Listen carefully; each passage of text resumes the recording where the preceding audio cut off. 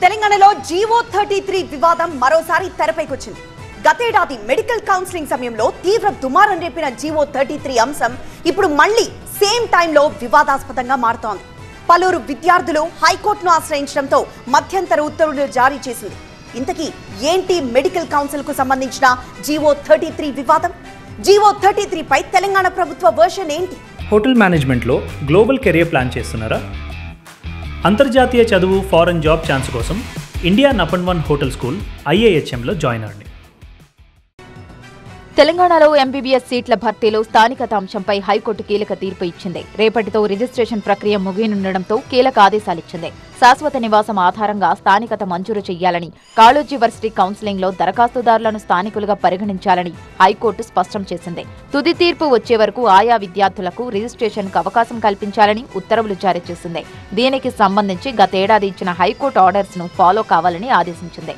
దీని ద్వారా సుమారు 100 మంది విద్యార్థులకు తాత్కాలికంగా ఊరట కల్పించినట్లయింది. కాళోజీ నారాయణరావు యూనివర్సిటీ ఇష్యూ చేసిన నోటిఫికేషన్ను సవాల్ చేస్తూ కొంతమంది స్టూడెంట్స్ హైకోర్టుని ఆశ్రయించడం జరిగింది. తెలంగాణ పిల్లలు ఎవరైతే ఉన్నారో, తెలంగాణ పర్మనెంట్ రెసిడెంట్స్ ఎవరైతే ఉన్నారో క్లెయిమ్ చేస్తున్నారో ఆ పిల్లలకు సంబంధించి వాళ్ళు రెసిడెన్స్ సర్టిఫికేట్ ప్రొడ్యూస్ చేస్తే వాళ్ళందరినీ కూడా లోకల్గా ట్రీట్ చేస్తూ పరిగణలోకి తీసుకోవాలని తెలంగాణ హైకోర్టు ఆదేశాలు ఇవ్వడం జరిగింది.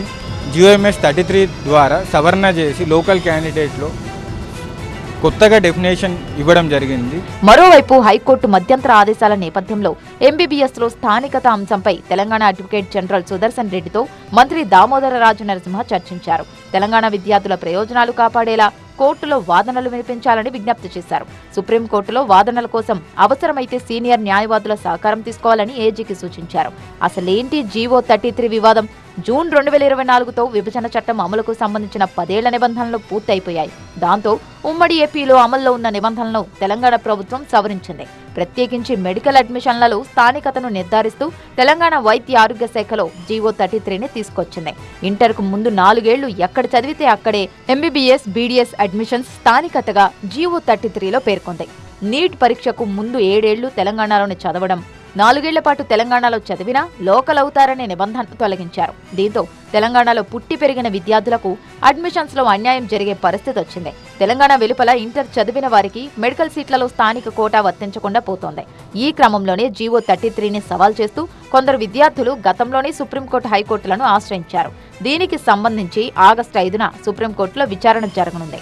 అయితే ఈలోపే మెడికల్ కోర్సుల్లో అడ్మిషన్ల ప్రక్రియ పూర్తవుతుండటంతో ఉపశమనం కోసం మళ్లీ హైకోర్టును ఆశ్రయించగా మధ్యంతర ఉత్తర్వులు ఇచ్చింది. వాస్తవానికి తెలంగాణలో శాశ్వత నివాసం ఉన్నవారు ఎవరైనా స్థానికులవుతారని గతేడాది హైకోర్టు స్పష్టం చేసింది.